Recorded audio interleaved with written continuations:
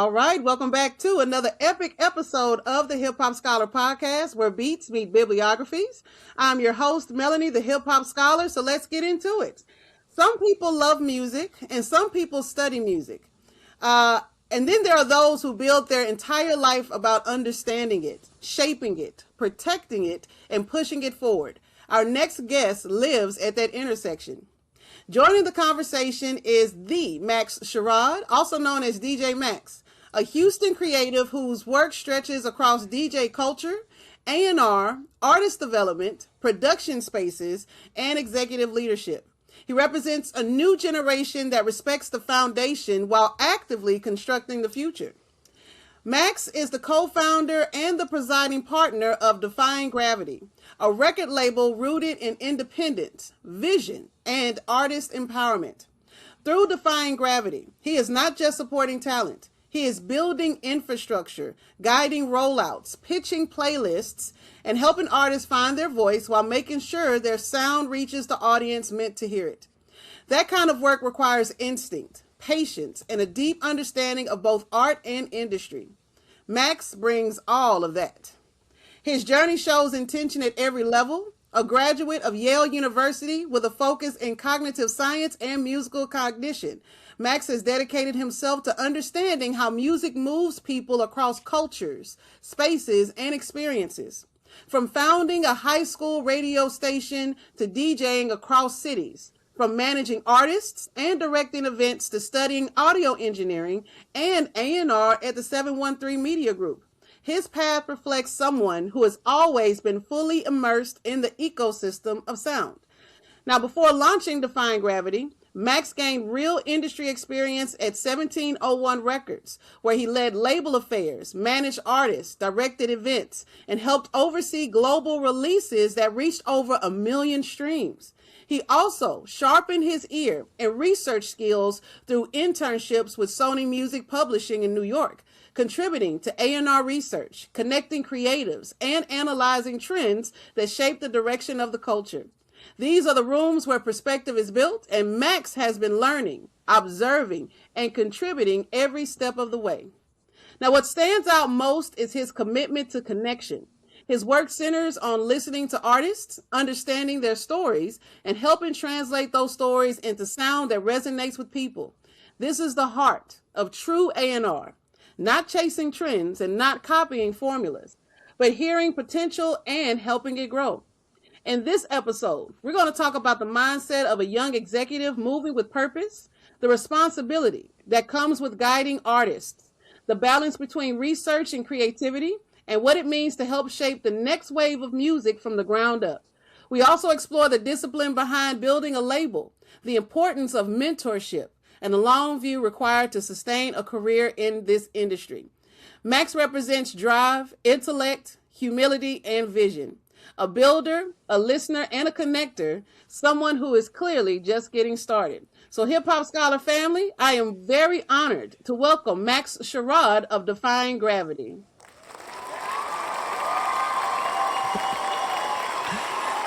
Oh, thank you so much. That introduction was beautiful. Oh, I'm so happy to hear that. Absolutely. We give flowers here on this podcast. And you, as a young person building your prowess in this industry, we are very honored to have you on the platform today for sure. It's an honor to be here. I'm really excited. Okay, well, good. Keep that excitement going. I want to start with our first questions. I have some questions just to unpack your brilliance with us today, Maxx. So my first question is for my artists, and you have many hats when it comes to the music industry, but let's talk hip hop. When did you first fall in love with hip hop? What was that for you?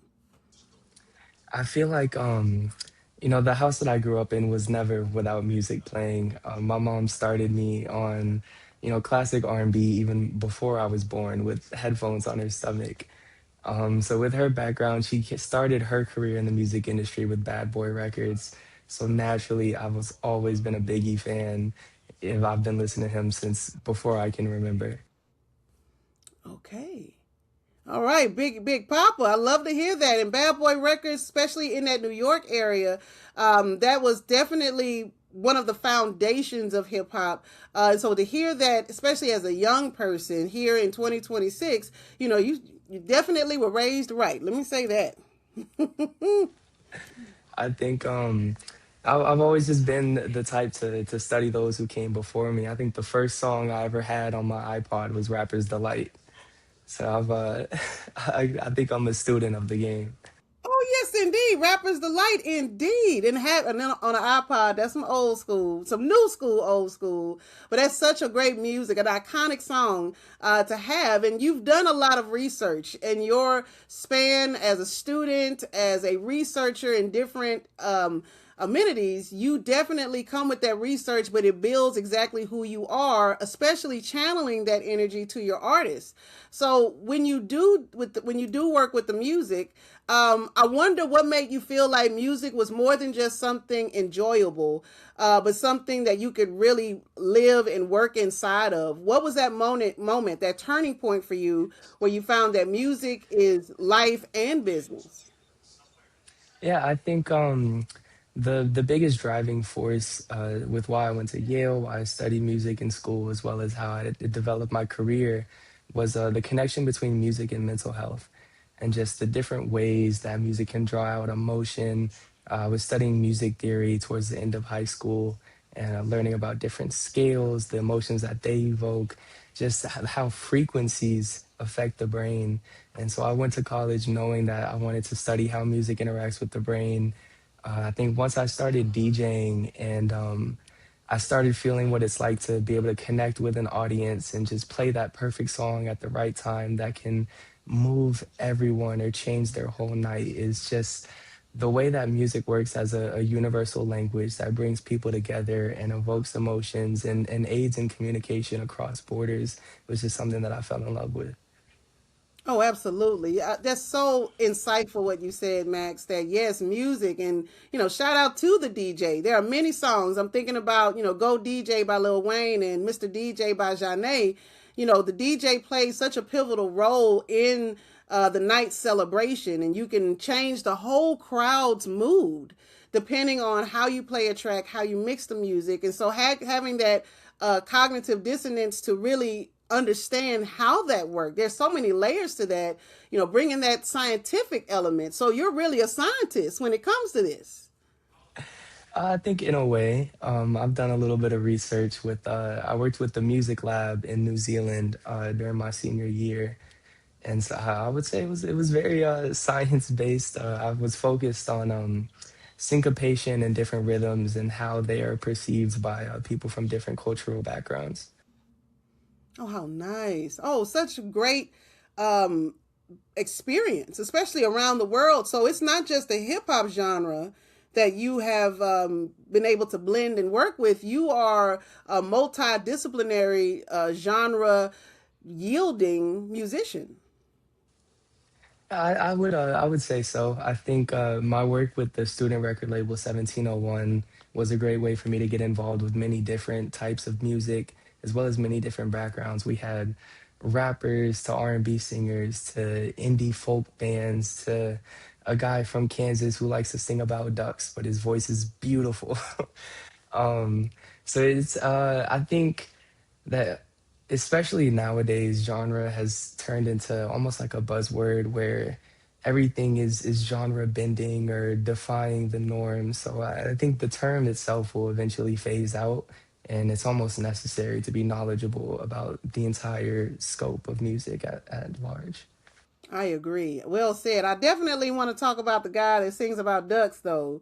But this is all about Max, right? I want to talk all about Max, and I really like how you spoke about genre mixing, genre blending, and why there is a box of a genre altogether. Because when I think about hip hop, and I've had the opportunity to speak with many people from different layers of hip hop, where it may come from the East Coast, West Coast, New Orleans bounce, Houston, Midwest, even around the world in Germany and South Africa. Everybody has their own take when it comes to hip hop, even alternative rock or alternative rap.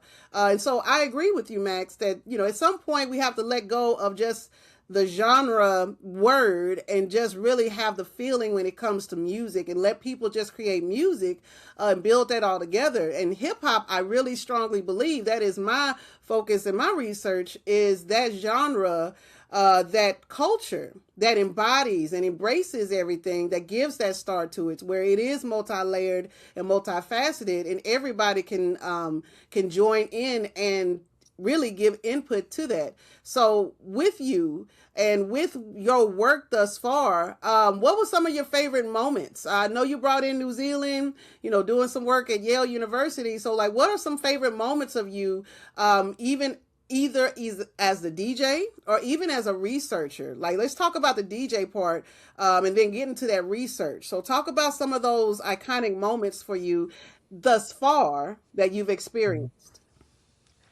There's a couple that really stand out to me. One of my artists who signed to the label, as well as one of my good friends, his name is Mark. He goes by Take No Note. But we first met almost as soon as I stepped on campus. We were in this pre-orientation program together. And he first showed me his music. He was super shy about it. He was like, "Oh, I can't tell my family. I don't like anybody else to know about this." But I could see from the jump that he had so much talent and potential. And so we continued to work together over the years. I connected him with one of my producer friends.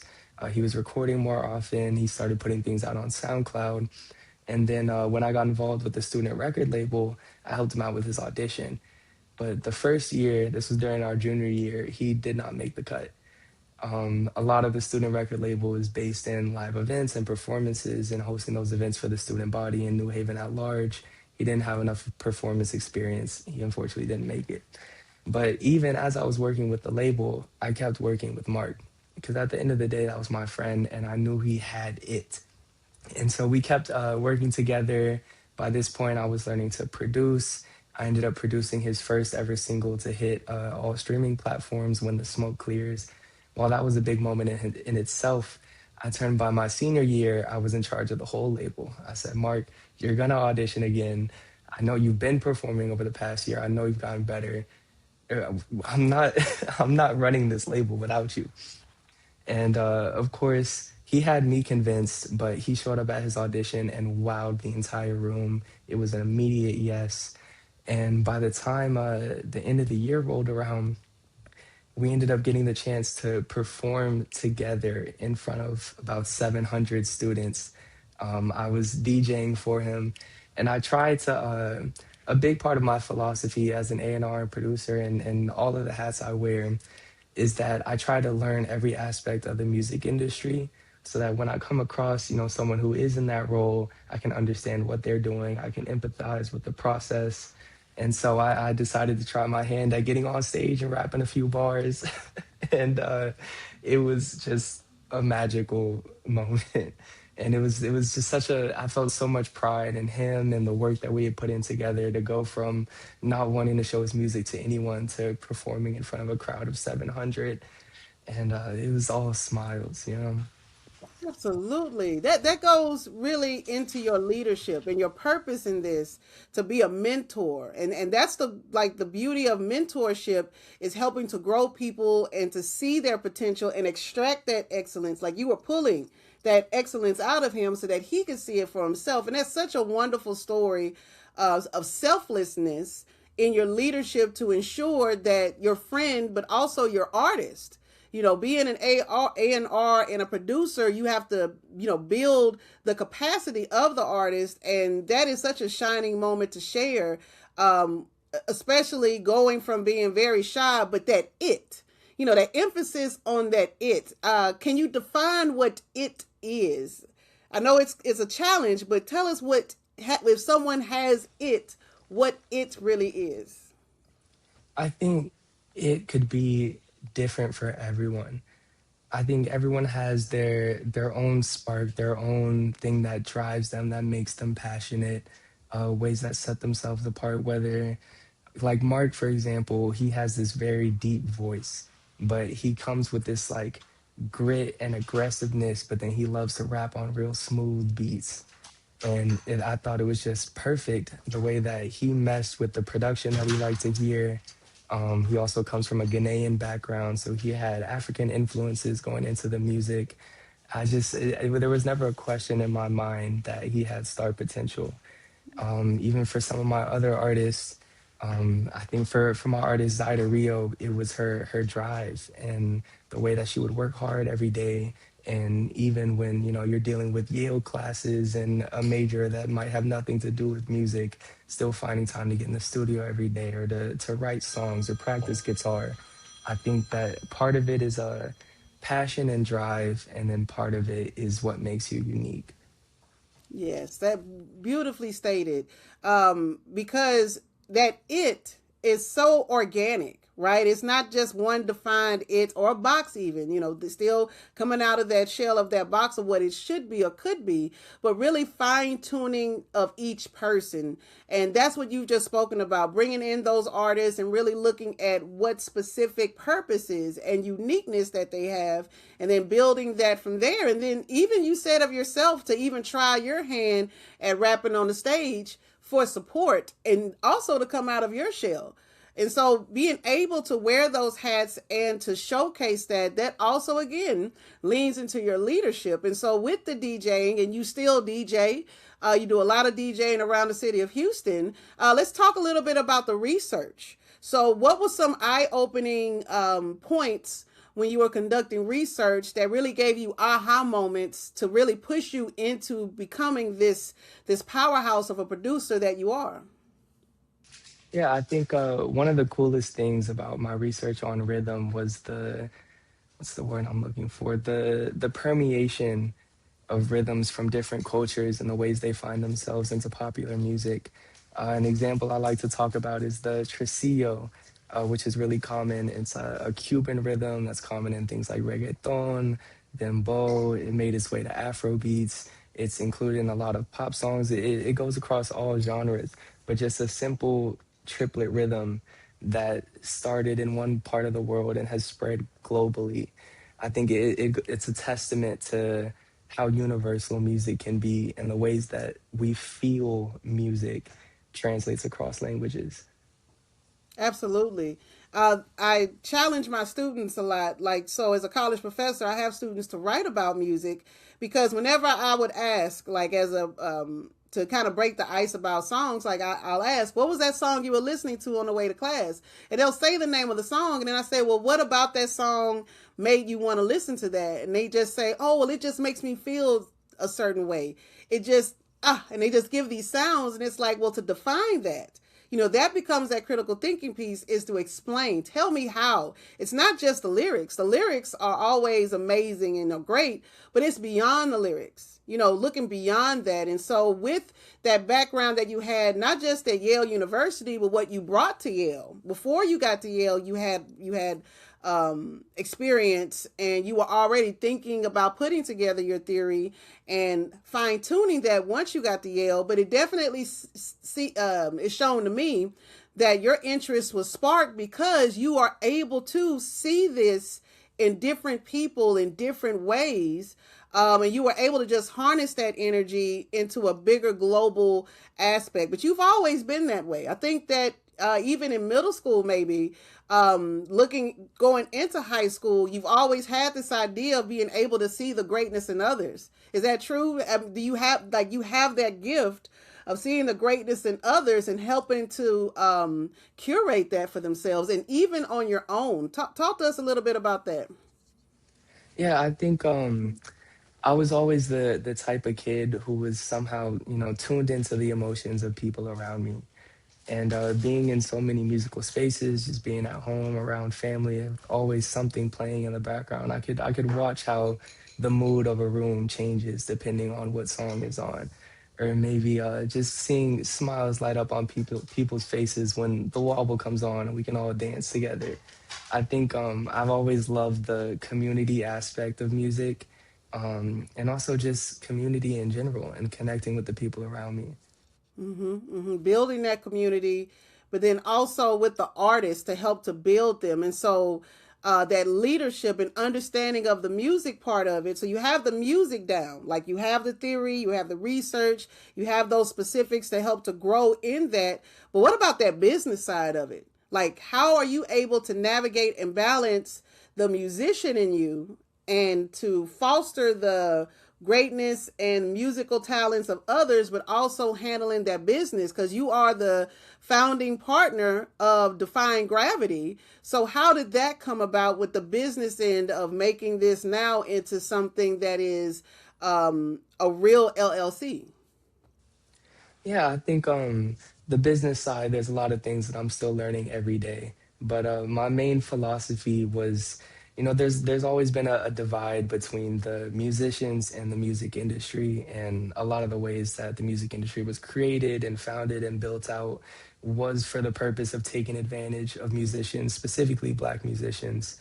And I wanted to come in, like I was saying, with learning every aspect or being able to empathize with every role. I think having the experience that I have enables me to be a better leader for the business, enables me to connect more with my artists, figure out what they're looking for, know what they're dealing with when I ask them for things. Like now that I have the experience of being on stage, I know what it's like to feel those nerves before you walk out. Mm-hmm. And now me as a manager, and I'm like, oh, we'll just go out there and have fun. Now I know it's not that simple. Mm-hmm. I think I know I see the future of the music industry being more control from musicians themselves and more people who are really passionate about music being on the industry side instead of a lot of the time it's people who are more business minded or they're really numbers focused. And if you ask them their favorite song, it would be whatever's number one on the radio at that point. I think just having that level of understanding, being a musician myself, has just enabled me to do a better job for my artists. Right, right. So well said. Where, looking at the nuances of musicianship and not just say, yeah, go on stage, have fun. Like, no, let's channel this energy. Let's focus on the empath, right? That empathic feeling of, reading the room and feeling the groove and the vibes in there. And even doing that in business. And like you said, you're still, growing in the business. You're still young. You're a young guy, young person. My charge as the elder is to push the youth to lead. And you're doing just that. You're doing such a wonderful job with that as well, Max, to use all of these different experiences for self and for others. And so to build this business, it reminds me, I've been binge watching Empire. Have you ever watched the show Empire before? Yeah, of course. So I'm rewatching it now and looking at the different hats that Lucius Lyon is wearing and the A&R role that Cookie Lyons is trying to have, and how much drama there is, but they still focus on the music and such. But in reality, the reality of it is that it's not something that happens in a 30-minute to 1 hour time span. This is something that you have to foster and finesse for longevity. And so you're just starting out and building this empire, if you will. And so being more than just a DJ, being this business person, being even this CEO, and being able to balance that, it comes with its challenges, I'm sure, but I know you're finding fun in it as well. And so with that, the discipline and even your identity, being able to represent as a person that is of color, and then going to an Ivy League campus like Yale University, right? So I know we talked about, your current standings, but I also want you to reflect too of being able to hone in on your identity, being exactly who you are, and being able to build on that, especially in places like Yale University. Were there any challenges that you had to navigate, especially with being certain that you were able to move through those quote unquote elite spaces like Yale? And do you feel like that's also helping to set you up for success that you're conquering now? Yeah, I believe so. I think I mean, even the reason I started DJing was because when I got to Yale, it was right after, the COVID shutdown, and there was really nothing for Black people socially. Your options were frat parties or you stay home, pretty much.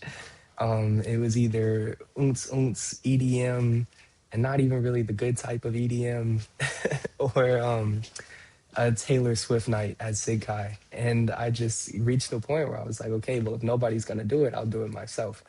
That was how I originally got into DJing. That's how I started throwing events and hosting parties. We actually had an annual Valentine's Day R&B party called Slow Jams, which was my favorite thing to do ever. But I don't know. I've gone to PWIs since I was 4 years old, honestly, and I've always been the kid on scholarship. So I guess I've had a lifetime's worth of experience of the pressure that comes with it, the feeling of having to prove myself at every turn. Um, and I would hope that there's no way that didn't prepare me for what I'm doing now. I know that's right because even myself attending PWIs, and having to focus on self. I love the HBCUs. Don't get me wrong. I love a HBCU where you're able to see your own and have the mirrors all around you and like-minded people as well. But it also at the PWI, it helps you to fine tune your identity where it's non-negotiable. You set those boundaries, and just like you said, to even seek out being able to find those affinity groups and create your own, that's very important. And like you're saying too, for your artists, you're not just even making them stand in a box. Like, you want them to venture out, create their own, and be able to have the confidence to do that as well. So I appreciate you speaking about that, because I can only imagine, especially going into spaces, and the example that having those examples of the different parties, but to have the leadership again, another nod to your leadership, Max, of being able to step up and say, you know what, I'm going to start something for us.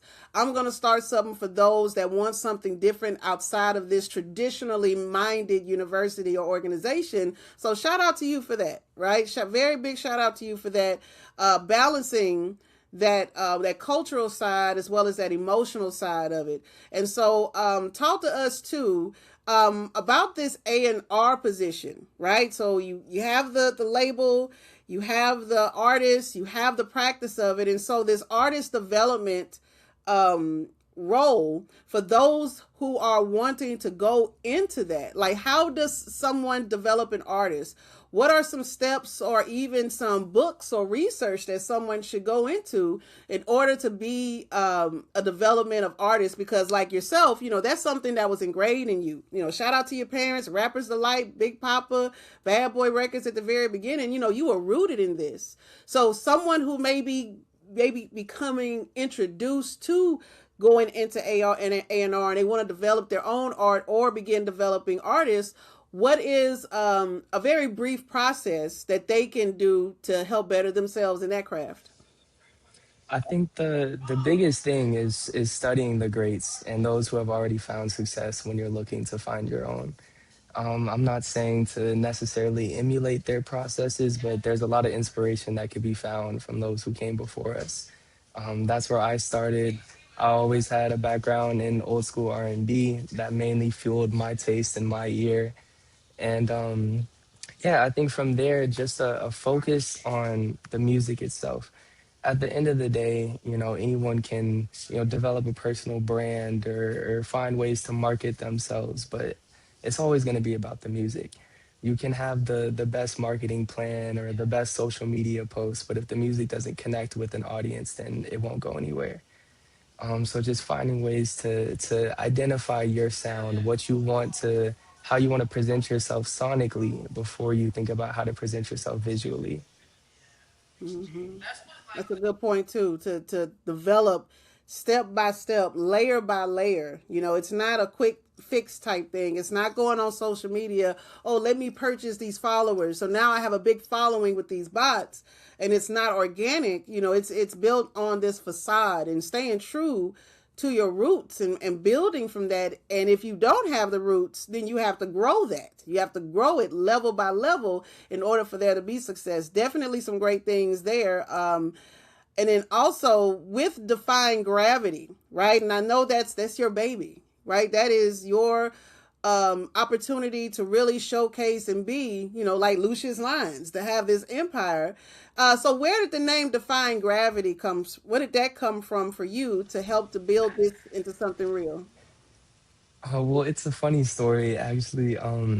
The first company I ever started, I was in fifth grade, and it was a yo-yo manufacturing and marketing company.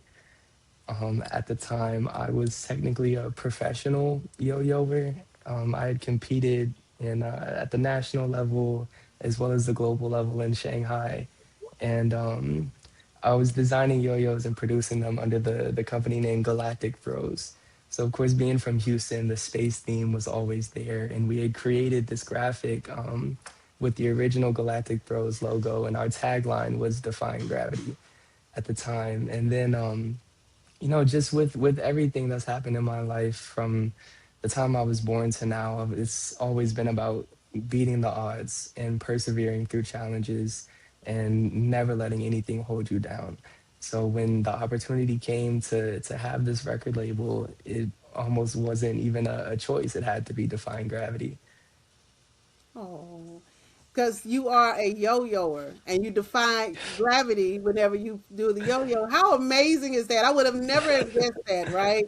Defying gravity, like, we don't touch the ground. We always up. But no, it started in fifth grade. So you're 10 years old, starting a business, right? And being this global champion, traveling the world, doing something that is very different. That is a very niche thing to do, is to go into that sport of yo-yo and then compete, be competitive with it.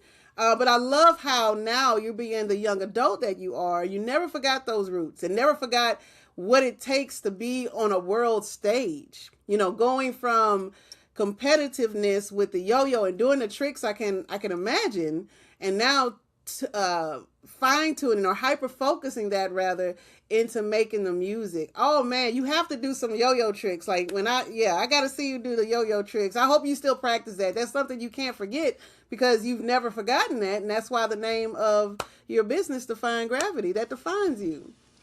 I might still have some skills, or I can. There's some YouTube videos still up from competitions that I could send. Oh, you better send them. Yes, I want to see that. Yeah, I want to see that. That's so awesome. Like this is the point of my podcast, is to unpack that with the artists or unpack that with the labels or with the people, because when people think about their past lives, we've all had challenges, some trauma, and different things that we try to forget. But if we can embrace that and make those connections, everything becomes relevant. When we really remember those discourse communities, remember when you were learning and practicing through the yo-yo, that's still the same mindset that prepares you now to be able to teach others how to yo-yo, so to speak, in their own domain, and learning that from different spaces. That's so insightful. I'm so glad that I asked that question, because I wanted to know not only that part, but also more about you.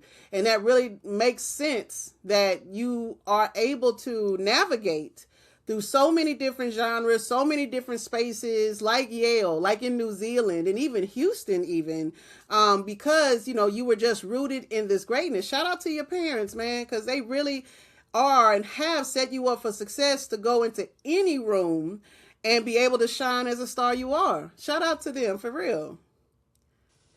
Yeah, my mom and my grandma are really like my rocks. At the end of the day, I'm trying to make them proud, and they set me up for the success that I found so far. Oh yeah, definitely so. Oh yeah, shout out to your mother and your grandmother, definitely. And I know they're proud, because I'm sitting up here beaming with pride. Like, yes, come on now with the yo-yo and then Define Gravity, that name from there. I know that's right. It's so nice to hear that. And so I still have a few questions for you. Although you've answered so many, you've given such resounding interview when it comes to these aspects. Like I am immensely proud and so honored to have you on this podcast to talk about these things as you are growing and continuing to thrive in this business. As a young executive and even as a creative yourself, what responsibility do you feel towards the artists who are trusting you with their vision? So that responsibility, you talked about what you've done, but define that responsibility that you are taking on when you do have these artists under your label. Yeah, I think I see all of my artists almost as family. They're like little siblings to me that I have to go out into the world and, maybe knock on a bully's door to make sure they're not messing with them at school, or maybe they're coming behind me and I need to show them the ropes or how to get to which class, or it's like, I don't know, music is such a personal thing, and this the creative aspect of it, it's delicate. And a lot of times, when you're dealing with artists, you might not want to come off too critical because an insult to the music feels like an insult to them. It's uh it's it's almost like it's an honor to have that responsibility, and that my artists trust me with their work and packaging it and putting it out to the world. It's something I don't take very lightly. And I feel like Defying Gravity was built to be artist forward, and at the end of the day, it's about them and it's about the music. I've never been the type to look for the spotlight in that way, and just to be able to offer my support in whatever way that they need me. Sometimes it can feel like I'm a manager. Some days it can feel like I'm a babysitter. But at the end of the day, I'm always going to be there for them because they have that trust in me. That big cousin, that big brother, big sibling. I love how you said having to knock on the door of the bully, whether it is something external or even internal that they have to navigate. And you're seeing that and wanting to be a part of that and taking that responsibility so heavily, right? You don't take it lightly, like you shared. It's not lightly given. If someone comes to you and wants to, go into this art, or you see that in them, I love how you define that, where, being very gentle, giving that feedback, constructive criticism, based on how they can take it, instead of just forcing it and saying, no, just do better. Like, no, let's be specific. Let's find a way. Let's, practice the scales, or let's listen to some old school melodies to get you practice for that. And that really definitely channels all of your experience that you have trained in, through the undergrad and grad pieces of your education, and also through your just organic experience altogether. And so with that, protection. So protection of the integrity of the artist and your label in an industry that doesn't necessarily do so. When you talk about the music business, there are many more times when artists are taken advantage of more than being protected. And that's unfortunately the narrative when we think about music, is that people are taken advantage of more than being taken care of. So protecting that integrity, and not cutting corners and not moving fast, like how can you make certain of that, especially for the upcoming? Because for this podcast, you're a lecturer, so you're actually going to you're teaching us, how to maintain that. So you have the responsibility. How do you protect that integrity of what you're building and continuing to strengthen?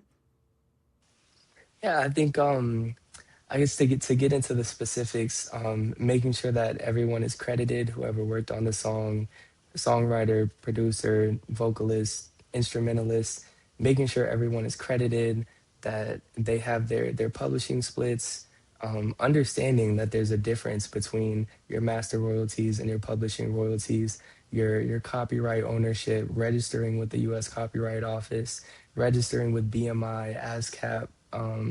Song Trust, even, where you can join for free and they'll administer your publishing. There's so much money out there for the music industry that a lot of people don't know how to tap into, but you can't access that money unless you have all of your ducks in a row. So again, making sure that everyone's credited, making sure everyone has signed the split sheet, knows what percentage of the composition and the master that they own, so that you can collect on that. I think making sure that nobody's feeling slighted, that you haven't left off anyone, from the writer to the engineer. It's a music is a communal process. There's no singular person who can take a song from a notepad to the radio all on their own. um, Making sure that the people around you trust are solid. They're not out to leave you behind as soon as they get their opportunity. And then yeah, I think there's almost like a natural protectiveness that comes with your music, but there's also a legal protectiveness that you need to employ with your music. I know that's right. That legal protection, and so you having that knowledge base. You're making the time that your artists know that, and you named very the instrumentalists and the singers and the producers, like making certain that every single person that has given input, that you give them that respect and you give them that legal respect. Also, the monetary piece of that, and then bringing in the BMI and the ASCAP. That's all of that is so important. And I wonder why, not every label feels that way to make certain to protect their artists. I wonder why people would take advantage of them, because the way that you're explaining it to us, Max, it is a joy to be able to make certain that people are able to share their art with others. This communal community of love of music, right? And building that. So I want that to be known to our audience, that it can be done. It should be done, even where you're making the music for everyone, but also everyone getting the benefit and the respect of creating the music as well. And that's some great insight there, young person, because that, again, that's how you maintain the integrity, ensure that responsibility, and not mess over anybody in the long run. And yeah, I'm real thrilled to hear that from Defying Gravity. Yes, sir. Yeah, I think I mean the nature of the music industry is selfish. It's a lot of the time it's people who are lacking talent of their own, so they find ways to latch onto those who do have it and try to figure out how they can make money off of that person's talent. I try to come in with the mindset of being artist first, and that my role is to look out for their best interests, not my own. And so all of my artists own 100% of their masters. I don't take percentages of publishing. I quite literally don't make money until they have already made more than enough for themselves. Oh, see, that is, like, again, the opposite of what you hear happening in the industry, but the love of it, right? So, a very blessed journey that you'll have for the next 7 decades of music, dear Max, because of like you said at the very beginning, being very artist forward for the artist and for the music, so that the music can be heard and can be felt in such a real way, in a lasting way. That's legacy there. That's a legacy mindset you have there, young man. And I hope more people, even those my age, will learn from that, so that just like you said too, that jealousy piece, right? Your shortcomings. If someone, you never did have the talent to be able to create music, and now you have somebody that's trusting you with theirs, and you're very negative with it, that's not going to last, right? And then all the drama happens with that. But in all reality, there's a way to make it beautiful for everyone, and still being able to make money, but ensuring that the artist, the music, is the most important thing in the music business. Who would think that the music is the most important thing in the music business, right? So you got a great head on your shoulders there, young person. Very much so. I appreciate it. I think with the music industry being so heavily reliant on relationships, I think people don't give enough time or respect to actually developing good relationships. So I think a lot of things can be transactional. Oh, I have this guy I can call when I need access to a studio in Atlanta, and I only call him when I need access to a studio in Atlanta. Like, no, check on your people. Be a friend to those that you're working with. And I think that does automatically turn into longevity. It turns into real trust and being able to, like, my goal isn't a Grammy, it's to be mentioned in a Grammy speech. Hmm. If that makes sense. Come on now. Yes. Makes full sense to be mentioned, right? I mean, the Grammys just happened, right? Shout out to Kendrick Lamar, even Bad Bunny, and all the winners that earned their rights to have that high regard. But I really adore how you said that, to be mentioned, to be part of the thank you that the artist shares. And that's that, again, that legacy mindset of being able to extract the excellence of others, knowing that you have it. You have the ability to be great, to and to travel and to do these things. That's why you have this purpose driven life where you grew up in the music so much so we're saturated in it, and being able to go to spaces like New Zealand and Yale University and be intact so that you can give that to others. There was a divine reason why that happened for you. So whenever you do walk into a room, I wonder this. So talk with me, Max. When you walk into a room now, do you see yourself more as a student, as a leader, a little bit of both? Like, talk to me about when you go into a room now as, CEO of Defying Gravity, more than just DJ Maxx, more than just a yo-yoer. When you go into a room, who do you see yourself as and why? Yeah, I think it's a little bit of both. I think now, I spend a lot of time as the intern or being just the kid on the side who's trying to learn as much as they can. Although I consider myself a lifelong student, I always feel like I have something to learn from anyone that I come into contact with. I think now I have a bit more leverage and honestly a bit more confidence to walk into these rooms and be like, hey, I know what I'm talking about. We do the same thing, even though you might have been doing this for 15, 20 years. We still have some commonalities that we can discuss and be able to talk to each other as equals. But at the same time, I'm always learning. That's right. Always a student. That's always the most important thing is to always be a student. Even though I've been an educator for nearly 25 years now, but still being a learner. And I tell that to my students as well that, I'm a learner of languages. I'm still learning my craft to ensure that, they're more relevant than antiquated. Like, I want for you to make this relevant in your daily lives in the real world where it matters the most, not just for completion of this assignment, but the process in your thinking to change. So I'm right there with you when it comes to that. And then my last question, when this journey is all said and done, what kind of legacy do you hope Defying Gravity and your work will leave in the music culture? So when it's all said and done, what legacy are you going to be leaving for us with Defying Gravity, sir? I think it kind of touches on everything that we've talked about today, but I hope to bring empathy back into the music